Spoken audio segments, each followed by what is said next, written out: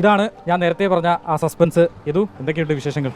ഞാനിപ്പോൾ പ്രൈവറ്റ് ബസ്സിലാണ്, ലീവ് മാത്രം കൊടുക്കുന്നത്. KSRTCയിൽ ഇത്രയും കാലം ഒരു 7 മാസം വരെ ഞാൻ ഇവിടെ നിന്നിട്ടും ഒരനക്കവും ഇല്ലാത്തതുകൊണ്ടാണ് പിന്നെ ഞാൻ പ്രൈവറ്റിൽ ലീവ് മാത്രം കയറുന്നത്. ഇപ്പോൾ എത്ര നാളാണ് ഇങ്ങനെ ഈ പ്രൈവറ്റ് ബസ്സുകളൊക്കെ ഓടിക്കാൻ തുടങ്ങിയിട്ട്? KSRTC ഇറങ്ങിയതിന് ശേഷം 1 മാസം ആവാൻ പോകുന്നതേ ഉള്ളൂ. ഇപ്പോൾ KSRTCയുടെ ഭാഗത്തുനിന്നോ അല്ലെങ്കിൽ മന്ത്രിയുടെ ഭാഗത്തുനിന്നോ അന്ന് മന്ത്രിക്ക് പരാതി 3 തവണ എന്തോ കൊടുത്തില്ലായിരുന്നു? അത് എന്തെങ്കിലും ചാനലുകാർ അവിടെ ഉണ്ടായിരുന്നപ്പോൾ തന്നെ കൊടുത്തതാണ്. പിന്നെ അതിനെക്കുറിച്ച് ചാനലുകാരും നോക്കിയിട്ടൊന്നുമില്ല. ആളുകൾ പറയുന്നതെന്ന് വെച്ചാൽ ഞാൻ തെറ്റ് ചെയ്തിട്ടുണ്ടെന്നുള്ളതല്ലേ അവർ പറയുന്നത്. അവർക്കത് തെളിയിക്കാൻ പറ്റിയില്ല. മെമ്മറി കാർഡിനെ അവർ നശിപ്പിച്ച് എല്ലാം കൊണ്ട് എന്നിട്ട് ഞാൻ പെണ്ണുപിടിയനെന്ന് പറഞ്ഞിട്ട് എൻ്റെ കണ്ടക്ടർ ഉണ്ടല്ലോ, ലേഡി കണ്ടക്ടറാണ്.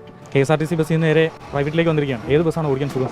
പ്രൈവറ്റ് ഓടിക്കാൻ സുഖമായിരിക്കും, പിന്നെ പണി ചെയ്യുന്നുണ്ട്, പിന്നെ സാലറി കൂടുതലുണ്ട്. KSRTC എല്ലാം കൊണ്ട് നോക്കുമ്പോൾ നമുക്ക് ഇപ്പോൾ ബാക്കിയുള്ള പോലീസുകാരൻ്റെയും ഈ വെഹിക്കിൾമാരെ ഇതൊക്കെ നോക്കുമ്പോഴത്തേക്ക് KSRTC ശമ്പളം കിട്ടിയില്ലെങ്കിൽ അതാണ് സേഫ്. വീണ്ടും ഇതേപോലെ മേയറോ കളക്ടറോ ആരെങ്കിലും വരുമെന്ന് പേടിയുണ്ടോ?